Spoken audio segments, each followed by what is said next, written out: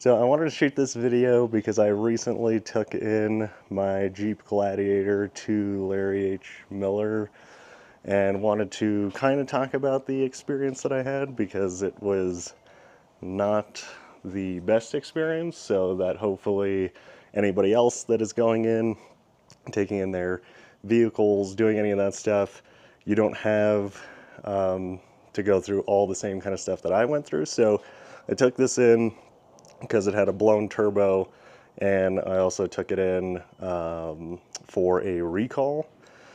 Originally, they said it would take 2 days to do, and basically every time that I'd give them a call, nobody in their service department would answer. I'd ask to get calls back. They were very, very poor with their communication, and basically that 2-day job turned into, it was about a month and a half. Every time that I'd call, somebody would just say, oh, well, it'll be ready this Thursday. Thursday'd come and go, wouldn't hear anything from anybody, call the service department, be on hold for 2.5 hours to then leave voicemails and really get no calls back. But that's not even the worst part. So once I actually got it back, I went and picked it up, and technically, so back here, in this locked case, I had a, basically like a $200 air compressor locked up back here, which is fine, right? Still locked, everything good to go. Went home and actually opened up the back seat back here and saw that the keys to that lock basically were thrown in the floorboard. So they were locked up under the seat.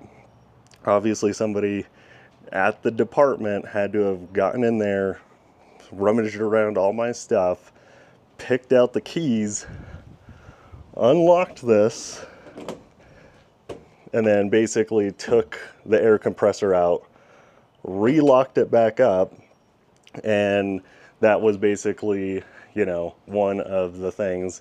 Talked to the service department, and basically the service manager that was there, the first thing that he told me is he said, hey, you know, it's Albuquerque. People steal stuff all the time, which is not a great answer, because obviously, like what I told him was, I was like, you know, if somebody went, cut the lock was gone. Okay, that's totally my fault. But somebody in your department went in to my pickup, went through all of my stuff to find these keys, unlocked it, took it out, locked it back up, and then just threw the keys back in there. And I was like, you know, nobody broke into the vehicle. You know, there wasn't a busted window or any of that kind of stuff. So I don't understand how nonchalantly the entire company can be about somebody on their staff stealing stuff out of customers' vehicles. They did say that, you know, if I go and buy another one, they'll reimburse me, but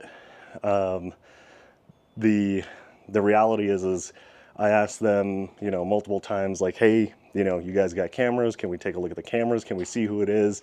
And really we're very nonchalant about it, and said, oh, well, you know, that's too much work to go and look to see all these cameras because, you know, like, we'll just reimburse you. So to me, the reimbursal was more of a easy way to get rid of me and not really make, I don't know, that big of a deal about it. Because like I said, none of them really actually cared. They just said, well, it's fine, you know, whatever. So I don't know about you, but I don't like the idea of taking your vehicle to some place and the staff really not caring if their staff members steal stuff out of your vehicle. I think that's pretty terrible. So the other thing is, so obviously coming back around here, you can see, so this winch that I have on here, like I said, not a cheap winch.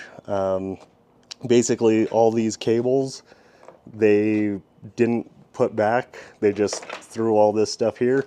And then the same thing, this whole controller, you can see right here, it's not even bolted on anymore. So they unbolted this, just slapped it back on here, threw all these cables here, and said, there you go. So obviously, same kind of thing. I've been calling them a couple times about this, left them some messages, still have not heard back from anybody over there in regards to this.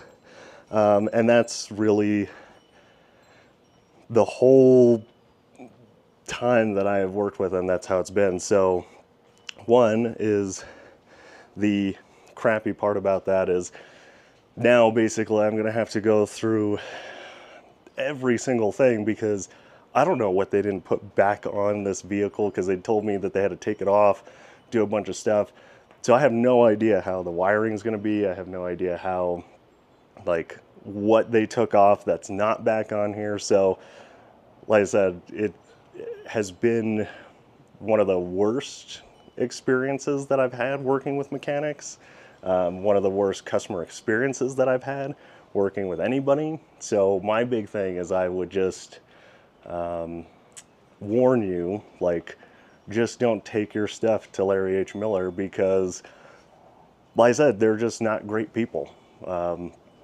You know, this isn't a cheap vehicle, and it's kind of crazy how really they just don't care.